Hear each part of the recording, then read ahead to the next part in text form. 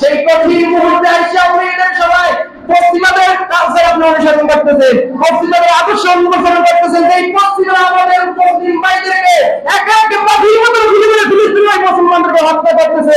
আজকে তারা ঈদের নামাজ পড়তে পারতেছে না। আমরা তো মহামারী আছি, আমরা তো মাস্তি করতেছি। আমরা আজকে সকালে খাই আসি, খাইতে পারে না, খাবার পায় না, কি অবস্থা, করতে পারে না। চোখের পানি কিভাবে ধরে রাখে, কিভাবে হৃদয় রক্ত হয় না। আপনারা যদি আবেগ নাই, বিবেক নাই, ইমান নাই, আপনি কেন এখনো পশ্চিমাদের কাছে অনুসরণ করেন? এখনো কেন হ্যালো বলা লাগবে? এখনো কেন গুড মর্নিং বলা লাগবে? আসসালামু আলাইকুম বলতে হয় না? সব সন্তানকে আসসালামু আলাইকুম দিতে পারেন না?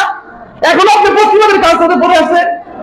এটা হবে কি শিখাইতেছেন? কাদের অনুসরণ করতেছেন? রাসূলের কোথায়? কেন এখনো শুরুকে কাজা করে কাটতে হবে? এখনো সিরা প্যান্ট খুলে আনতে হবে?